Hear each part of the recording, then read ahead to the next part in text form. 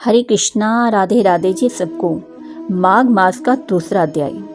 जैसे कि आपने पहले अध्याय में श्रवण किया था कि राजा किस प्रकार शिकार करने गए और वापस लौटते हुए जब वह सरोवर को छोड़कर वापस घर जा रहे थे तो उन्हें रास्ते में एक महान तपस्वी मिले। राजा ने ऐसे घोर तपस्वी को देखकर बड़े आश्चर्य से उसको प्रणाम किया और हाथ जोड़कर खड़े हो गए। तपस्वी ने राजा को कहा कि हे राजन, इस पुण्य शुभ माघ मास में इस सरोवर को छोड़कर तुम यहाँ से क्यों जाने की इच्छा करते हो। तब राजा कहने लगा कि हे महात्मन, मैं तो माघ मास में स्नान के फल के बारे में कुछ भी नहीं जानता, कृपा करके आप विस्तार पूर्वक मुझको बतलाइए। तो आगे दूसरे अध्याय में इसका सारा विस्तार पूर्वक वर्णन है। तो आइए श्रवण करते हैं माघ मास का दूसरा अध्याय, जो इस प्रकार है। राजा के ऐसे वचन सुनकर तपस्वी कहने लगा कि हे राजन, भगवान सूर्य बहुत शीघ्र उदय होने वाले हैं, इसलिए यह समय हमारे लिए स्नान का है, कथा का नहीं। सो आप स्नान करके अपने घर को जाओ और अपने गुरु श्री वशिष्ठ जी से इस महात्म्य को सुनो। इतना कहकर तपस्वी सरोवर में स्नान के लिए चले गए और राजा भी विधि पूर्वक सरोवर में स्नान करके अपने घर लौटा और रानीवास में जाकर तपस्वी की सब कथा रानी को सुनाई।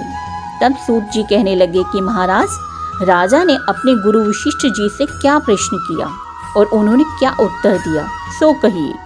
व्यास जी कहने लगे, हे सूत जी, राजा दिलीप ने रात्रि को सुख से सोकर प्रातः समय ही अपने गुरु वशिष्ठ जी के पास जाकर उनके चरणों को छूकर प्रणाम करके नम्रता से पूछा कि गुरु जी, आपने आचार, दंड, नीति, राज्य, धर्म और चारों वर्णों को, चारों आश्रमों की क्रियाओं को, दान और अनेक विद्वान यज्ञ और उनकी विधियां, व्रत, उनकी प्रतिष्ठा तथा भगवान विष्णु की आराधना बतलाई है।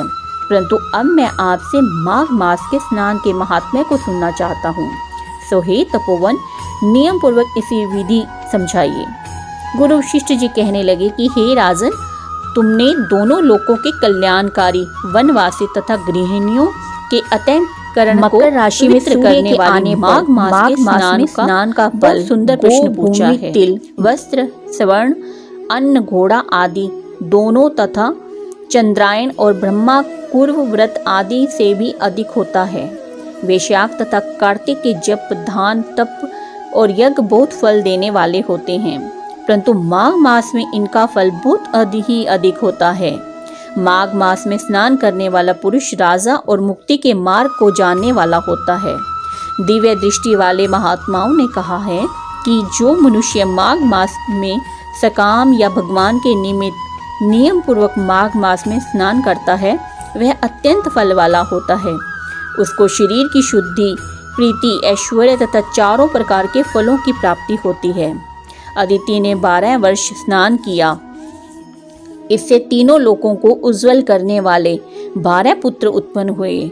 माघ मास में स्नान करने से ही रोहिणी, सुभगा, अरुंधति दानशील हुई और इंद्राणी के समान रूपवती होकर प्रसिद्ध हुई।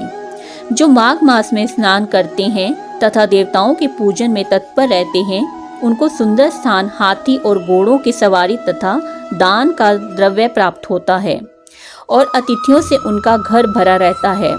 उनके घर में सदा वेद ध्वनि होती रहती है।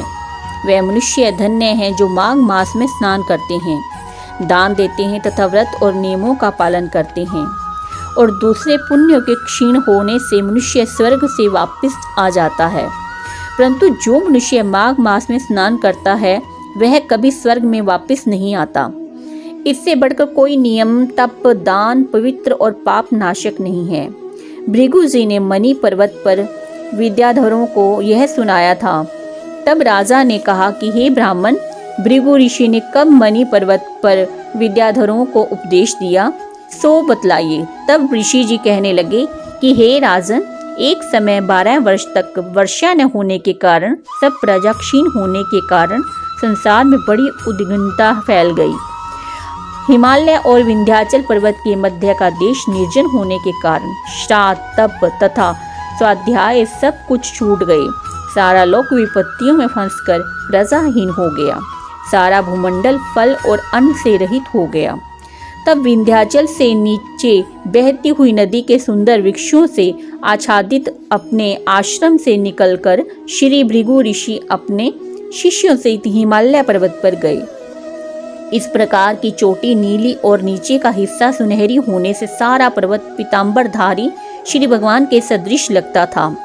पर्वत के बीच का भाग नीला और बीच बीच में कहीं कहीं सफेद स्फटिक होने से तारों से युक्त आकाश जैसी शोभा को प्राप्त होता था। रात्रि के समय वह पर्वत दीपकों की तरह चमकती हुई दिव्य औषधियों से पूरित किसी महल की शोभा को प्राप्त होता था।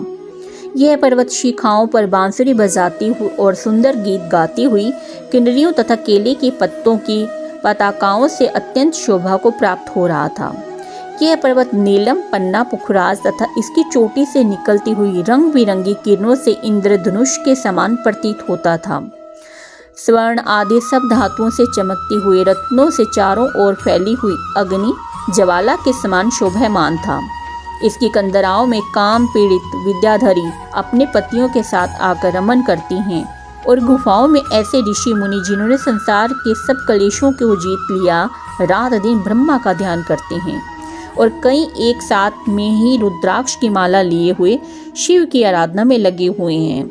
पर्वत के नीचे भागों में जंगली हाथी अपने बच्चों के साथ खेल रहे हैं तथा कस्तूरी वाले रंग बिरंगे मृगों के झुंड इधर उधर भाग रहे हैं। यह पर्वत सदा राजहंस तथा मोरों से भरा रहता है।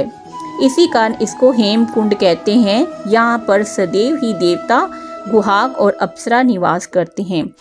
इसी के साथ माघ मास का दूसरा अध्याय समाप्त होता है। हरि बोल, हरि बोल, हरि बोल।